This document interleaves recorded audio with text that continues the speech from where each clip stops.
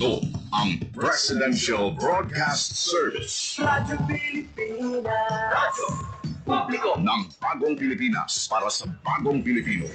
Naghahatid ng mahahalagang balita at impormasyon na guugnay ng pamahalaan sa sambayanan. Tulay sa himpapawid ng serbisyo publiko. Radyo Pilipinas. Radyo Publiko. Ang boses ng Pangulo. Sa Iloilo, Radyo Pilipinas. 585 AM. Oras sa Radyo Pilipinas, alas 8:33 sa aga.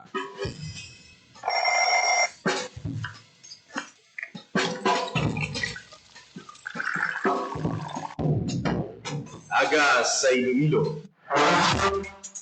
Masapo. Magahod. Mapagsik. Panibagong adlaw pagkatapos ng pahuway sang gabi antes. Bagong na paglaon. Isa naman kapag lumakas sa matahong na palaabutan. Good morning! Ang programa kaupod ninyo sa pamahaw kunaga. Magadulong sa labing ulihi nga balita. Mga istorya halin sa Iloilo, kag iba niya bahin sa rehiyon. Mga ginahuluhang balan, kag mga trending topics sa social media. Ululupod naton at tubangon ang maayong nga aga. Magpamati na sa Iloilo Morning! Diri sa 585 kHz sa AM band sa inyong mga radyo. Radyo Pilipinas Iloilo, the only government radio station in Western Visayas.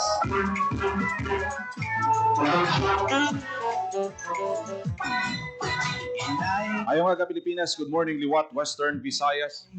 Welcome sa Iloilo Morning Program. Subong adlaw sang Lunes, Enero 5, 2026. After sang aton sining malawig nga break, holiday break, iti damo sang mga holidays.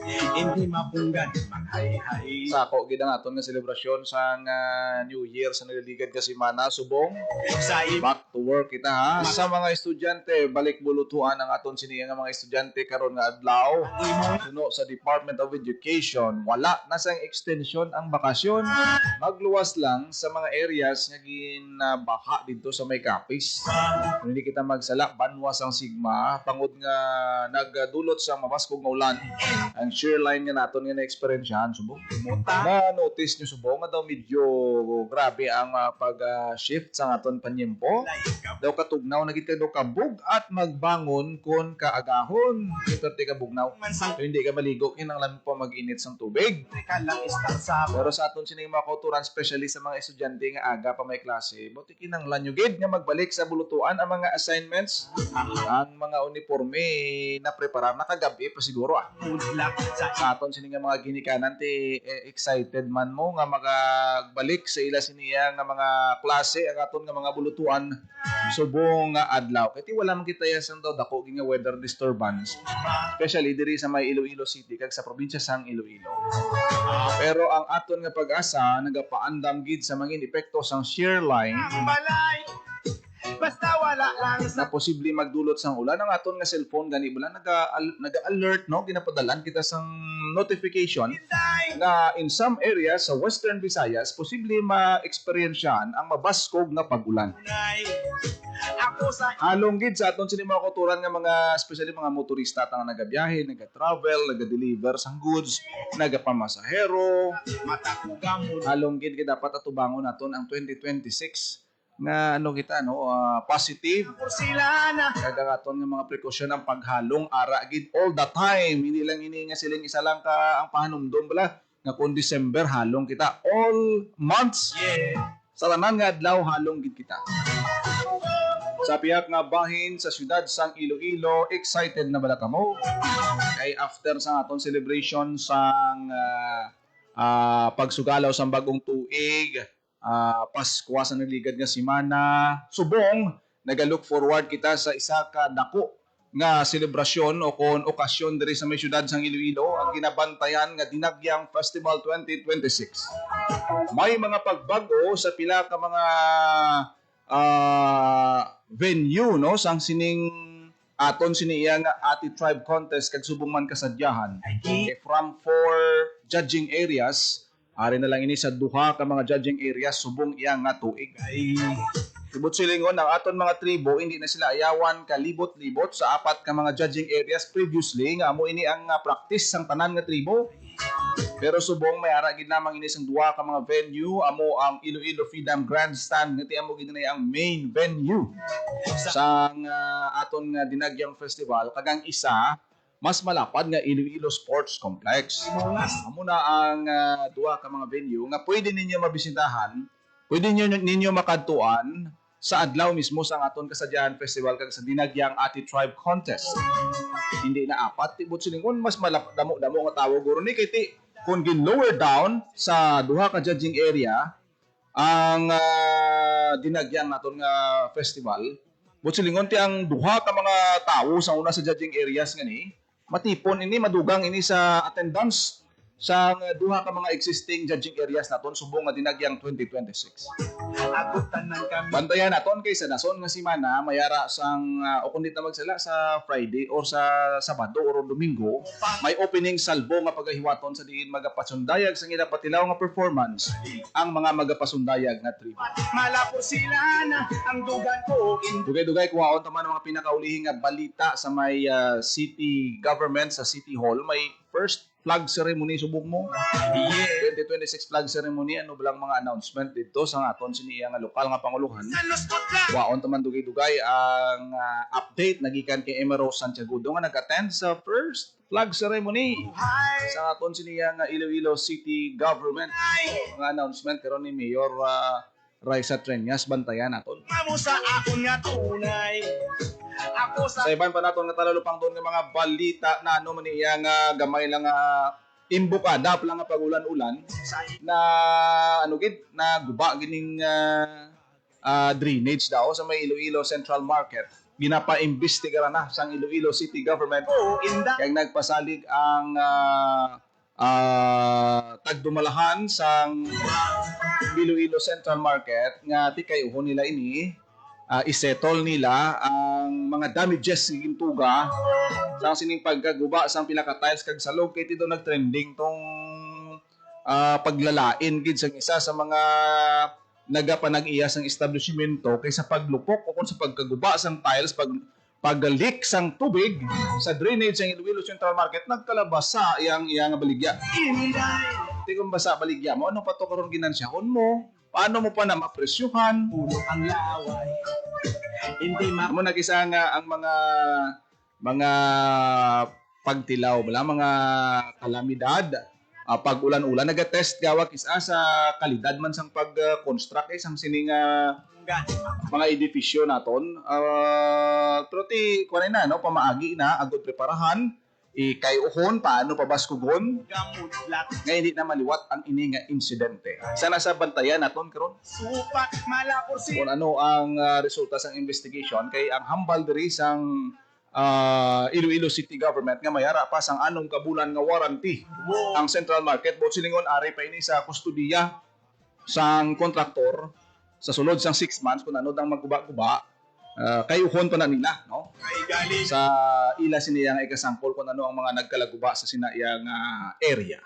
Hopefully ma-address ini gilayon kag mapangitaan sang masing naton long term nga solusyon nga hindi na iniluwat masulit pabauti kon adto kag gitoy nagalabay-labay abi nagalupok ang drainage na basa katoy mo ting tubig daan sa drainage pa kit ano man ako nano bahigko.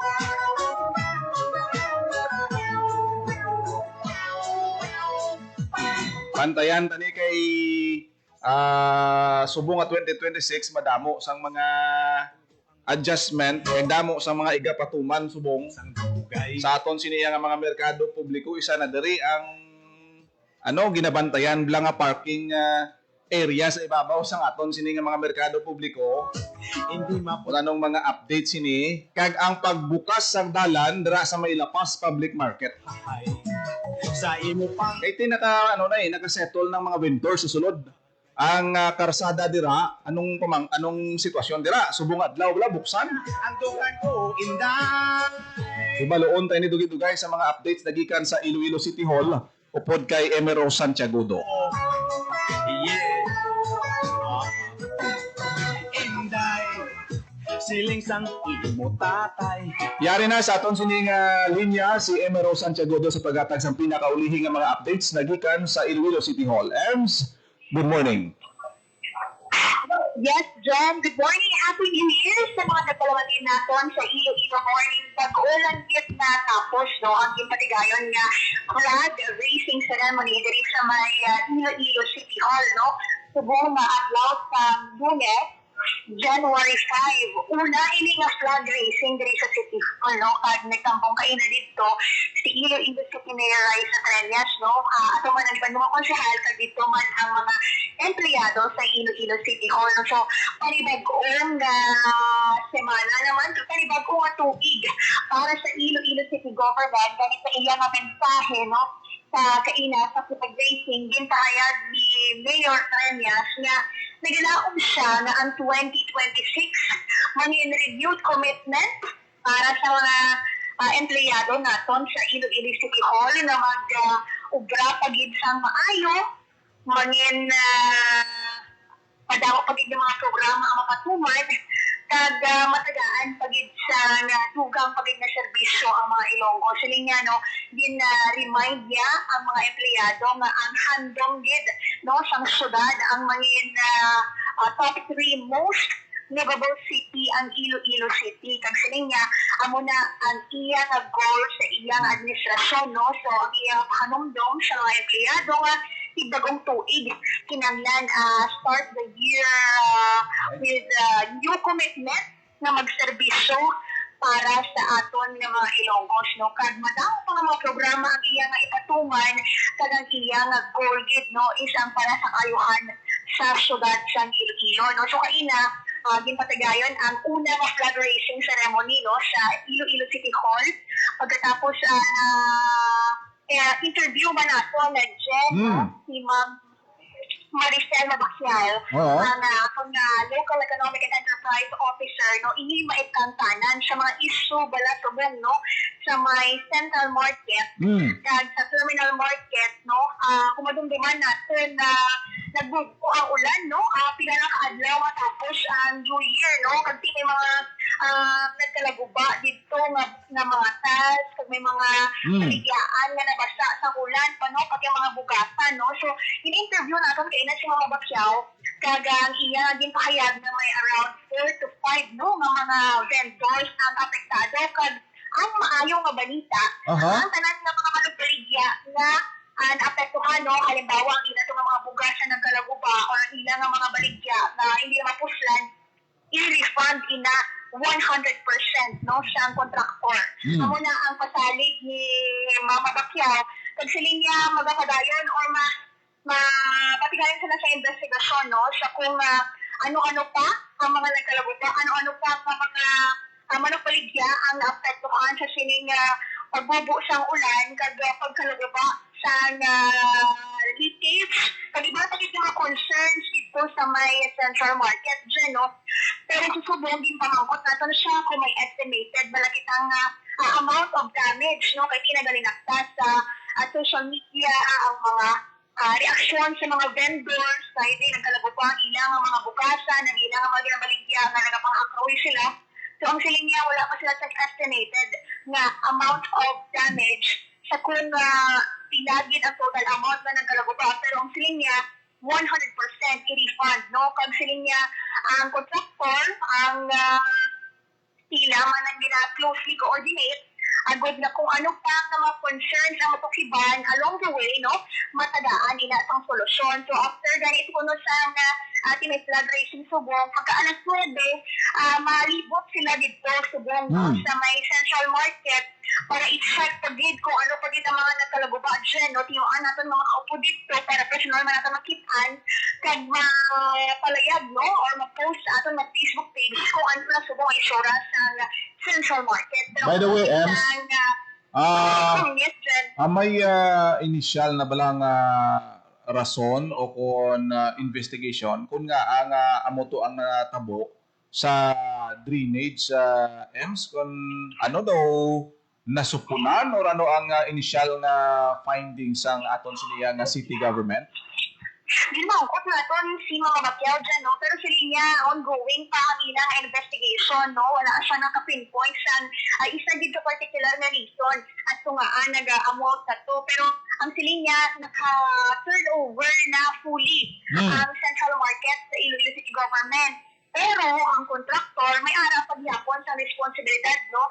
Amo na galing sila niya na mas maayo naman naging buksan ang central market last year kag na umpisahan na operate para any concerns, no, na ma-observe sa Iloilo City Government makitaan kag masolusyonan sa gilayon, no, sa kontraktor. Pero sila niya magapadayon ng ilang investigation iti magalibot ganito na karon alas 9 sa aga para personal, no, makitaan kung ano dito ang sitwasyon na. Pero ang iya mapatalig na magapadayon ang ilang investigasyon, no.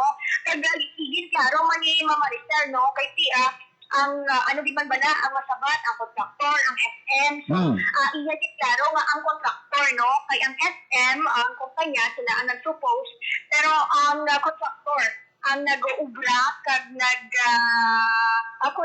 ng central market. So sila ang manabat as to kung ano ang mga concerns, as to kung ano ang mga nagkalugba dito sa may central market. So, hopefully, no, masetol ani kay iti naga-inistoryahan ay man sila kag ang katuyuan gid diri magbinuligay. Pero nakitaan ta lang to sa trending video sa isa sa mga owners ng establishment. Grabe gid ang iyang pagkadismaya abi nga ang iyang baligya.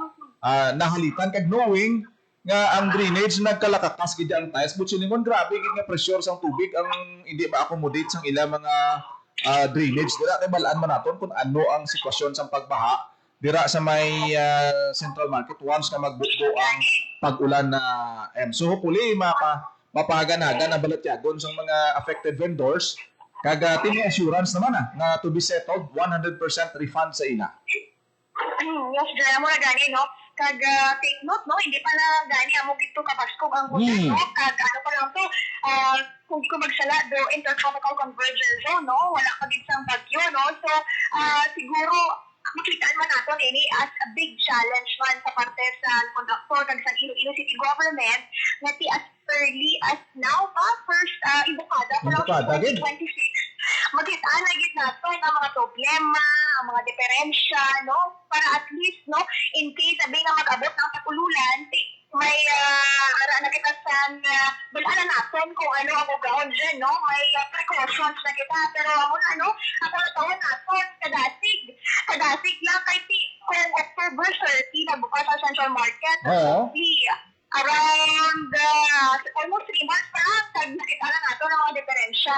So, natawon natin kung ano pagid ang dugang updates, kung may resulta na balang investigasyon namin, kung ako gusto natin matanaw kung pinagid ang kabilugan na damage, no, in amount, in peso amount, para mabalaan natin kung pilakan ang i-refund sa mga vendors natin na apektado dito sa may central market. Anyway, sa mga no, basta New Year, gani, we start the year na kinanglan, handa kita, ready kita nga ako bangon ng anong man na pagpangangkat na i-avoid sa ato, no, sa mga 2026. So, bantayan pagin natin ang iba't pagin yung update, no, sa sining sitwasyon dito sa may central market. Madamo salamat, sa imo sining mga balita nagikan sa City Hall. Nagikan sa Iloilo City Hall, Emerald Santiagudo para sa Radyo Pilipinas, Radyo Publiko. Nabatian balita ni Emerald Santiagudo gikan sa Iloilo City Hall sa giniwat nga flag ceremony subong adlaw kag ang investigasyon na ano man niya nga nagdungan man niya sa New Year ya. Pag pinalupok isang 31, naglupok man niya ang drainage sa Iloilo Central Market. Makon mo itong mga tiles ukab sa sobrang kabaskugon sang water pressure dira sa drainage. Ano natabo daw? Gamay buho ya. Hindi makatulog sang dugay. Ito kagamay pa man sa tugani nga pag-ulan kumpara sa mga nagliligad. Makon mo ito katawag 5 days nga pag-inulan sa nagliligad nga mga binulan. Usai mo na Di ano pagidayan akong magbubo ang grabe nga volume sang tubig. Ang mabudlay sinada ko nagalakat-lakat kay mo kag pumuswit gulpi ng drainage. O, ti ano na lang nakaroon ng hamoy, nakaroon ng pila naton ka mga kauturan. Nakapurma-purma ka pa dabi, no? May mga estudyante da, may mga nagkakaon da. Nagalakat-lakat sa kilid, di kon ang drainage nakaroon maglukpok, mag-awas. Wow! Basa da karon aton ng mga bisita, kang mga turista, po, budlay man. Di, sa apat na siguro ni, no? Apat ka mga dalagko nga merkado nga gin-open. Amo pa malang ning Iloilo Central Market nga nakitaan sang ano may gamay nga problema. Hopefully ma-settle ini kag ma-review ini mapangitaan sang solusyon sang kontraktor kay ti under warranty pa man ini. Iloilo Terminal Market, Haro Big Market, Lapas Public Market. Sa imo pang lakat. Mo nang bantayan naton kay sa subong ti all out ng operation sa sini nga mga merkado publiko naton mga bag-o ni tanan ha. Bag-o ini sulito naton, bag-ong kayo, bagong redevelop, bagong rehab. Ayaw man nga matest sa mga panahon bala. Ano ang sitwasyon kung mainit ang syempo, kaya bala sang aircon, basiga pa mahulay da karon ng ilong sang ano sa aton vendors kag mga customer. Ang ventilation kumusta? Ti subong kay nagbubo ang ulan tungod sa shear line. Ano ang sitwasyon? Functional bala ang drainage, maka-accommodate bala ini sa dako nga volume sang tubig. Ano ang rason nga naglupok? Okay man lang tani kung naawas. Lain lang niya kay nakakas gidya ang mga tiles. Tubot silingon, grabe nga pressure sang tubig sa dalom. Amo pa lang tuulan. Sa imo pang Amo na ang mga gina-anticipate naton nga mapangitaan sang pagpaathag sang kontraktor ang dugan ko. sa investigation na paghahiwaton subong nga aga kay ti ma-meet up sila kuno subong Iloilo City Government SM agang aton siguro da nga mga engineers nga nagapatigayon sang inspeksyon sorbihon ining mga drainage plan da. Ano ang kadakoon, ano ang capacity sa pag-absorb sang tubig. Bantayan ta na nga makapagawa sila sang official nga pagpahayag kay hindi pa matubod kung ano ang rason sang paglupok. Kaya lang abi nga. Wala naman sang iba na ginatudlo kundi ang grabe nga pagbubo sang ulan. Ay lang wala na ano ba na piska ng iban sang tiles. Hindi makatulog sa bulgay. Budlay sa to kung maaksikan ka sa nawong ng hamoy ka. Dahil sa imo yung Oras sa Radyo Pilipinas, alas 8:55 na sa aga sa pagpangalagad sang programa Iloilo Morning. Wala na kita sa nabilin nga tiyempo diri sa aton siniya nga programa. Salamat gid sa mga nag-upload sa aton siniya nga FB Live ha. matatugam. Sir Sherwin Marco Iyaga tanaw sa aton siniya nga pagpangalagad. Sa tanan naton nga mga FB Live viewers, Ang dugan ko inday. ang iban bantayan yung lang balita ta sa Facebook page ta, Radyo Pilipinas Iloilo kag Radyo Pilipinas Community Group. Damo gid mga balantayan ta kag mainit nga mga topiko, especially subong nga 2026.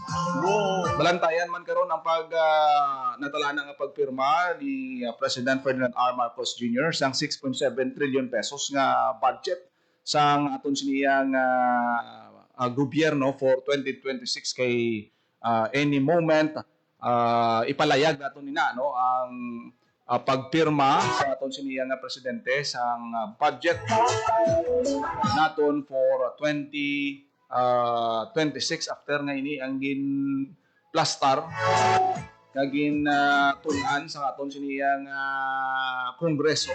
Ay, si Tuto Gatulo ang laway. Subong adlaw na talana ini nga permahan sang aton siniya nga presidente. Inday. Oras sa Radyo Pilipinas, alas 8:56 sa aga. Wala na kita sa tiyempo. Ako naging lamang inyong alagad, Ginel Baclay. Mayong aga Pilipinas. God bless. Inuwi. Radyo Pilipinas. Radyo Publiko. Radyo Pilipinas.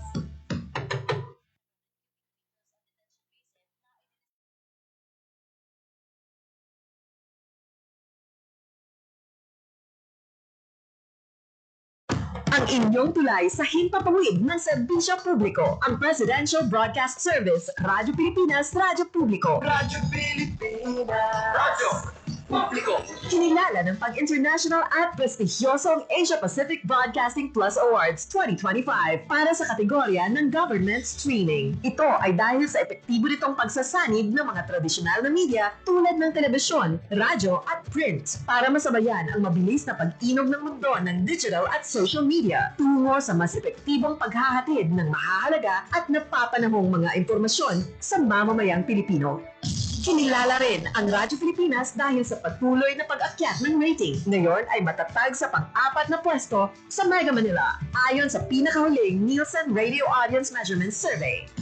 At sa social media, nakamit ang mahigit 2,000% pagtaas ng bilang ng mga sumusubaybay sa Radyo Pilipinas page sa unang bahagi ng 2025.